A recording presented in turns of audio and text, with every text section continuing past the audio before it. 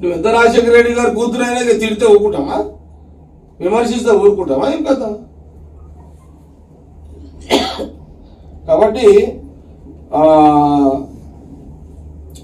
కొంత మంచి ట్రైనింగ్ తీసుకొని రాజకీయంగా రాజశేఖర రెడ్డి గారి పేర్లు నిలబెట్టేటట్టుగా ఎదగాలని మేము కోరుకుంటాము. ఆ నాయకుడు బిడ్డగా అని తండ్రి బాటలో నడవాల్సిన మీరు తండ్రి బాటలో నడుస్తలేరు. నువ్వు కాంగ్రెస్ రాహుల్ గాంధీ ప్రధానమంత్రి కావాలన్న రాజశేఖర రెడ్డి గారి కోరికను అనుసరించాల్సింది పోయి నువ్వు కాంగ్రెస్ వాళ్ళని తిడతావు. సరే నువ్వు రూలింగ్ గవర్నమెంట్ బీజేపీ ఇప్పటిదాకా నేను తిట్టినట్టు చూడలేదు అడగడం వల్ల. నేను ఇప్పటిదాకా అయితే ప్రధానమంత్రి నువ్వు ఎందుకు అడగలేవు నాకు అర్థం కాలేదు. షర్మిలని అడుగుతున్నాను నేను. నువ్వు ప్రధానమంత్రి మోడీని మీడియాలో ఎందుకు ప్రశ్నించలేదు?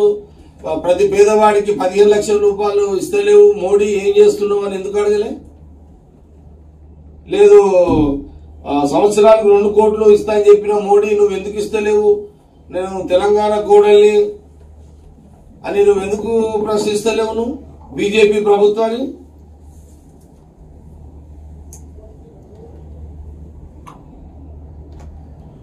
ఇట్లా ఇట్లా కాదు కదా. ఇట్లా ఓకే మొత్తం మీద అయితే మీకు ఇంకా డౌట్ ఉందా?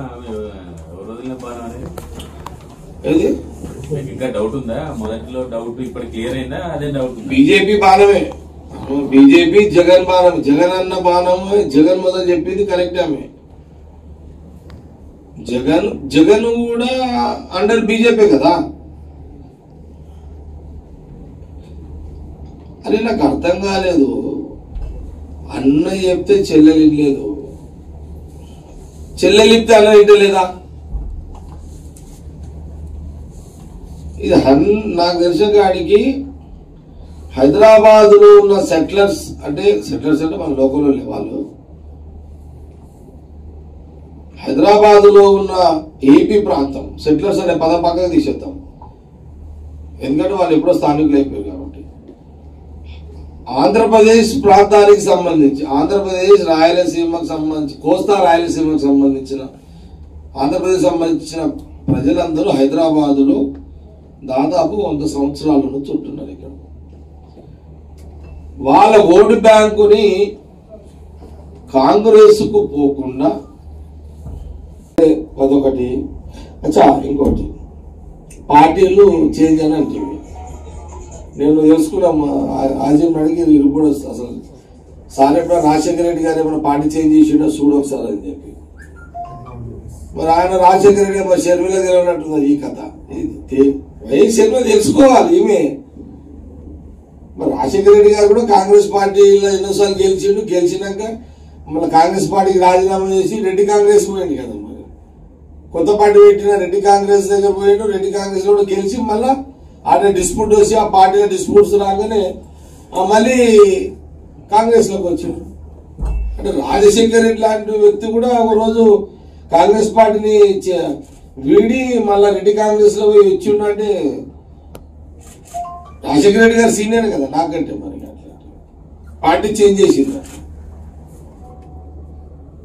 ఇది తెలుసుకోవాలి, కూతురుగా తెలుసుకోవాలి. మా నాన్న ఎక్కడెక్కడెక్కడ ఏమన్నా రాజకీయ మిస్టేక్స్ ఉన్నాయా, లోపాలు ఉన్నాయా, ఆ లోపాలు ఉంటే ఆ లోపాలకు సంబంధించిన దాని మీద ప్రజల దగ్గర పోయినప్పుడు మాట్లాడద్దు. నా సుంటోడు ఎవడో ఉంటాడు ఇట్లనే మాట్లాడడానికి.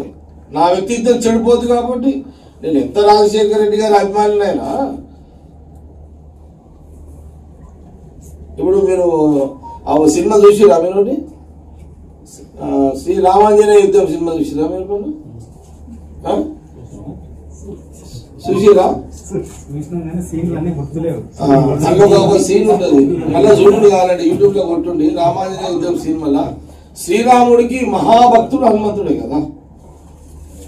ఆయన ఛాతిలో కూడా సీతారాములని ఛాతిలో కూడా చూపెట్టిండు. అంత మహాభక్తుడు ఆంజనేయ స్వామి. శ్రీరాముడు తండ్రి లాంటి భగవంతుడు, సాక్షాత్తు హనుమంతుడికి. కానీ ఏది లాస్ట్ ఒక సందర్భంలో ఇద్దరు ఏదో ఇసోటోళ్ళు వైఎస్ లాంటి వాళ్ళు ఎవరో కొట్లాడ పెట్టేసారు. పెట్టాగానే ఆయనతో ఇద్దరికి యుద్ధం జరిగింది. ఆ యుద్ధం కంటే ముందు ఇట్లనే కౌంటర్లు ఉంటాయి కదా, అందులో ఆంజనేయ స్వామి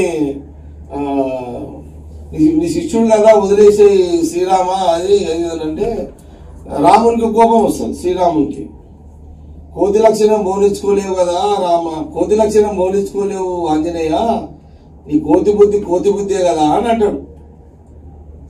అంటే అప్పుడు ఆంజనేయ స్వామి ఏమంటాడంటే, అవును రామ, నేను కోతిని, ఆ కోతే కదా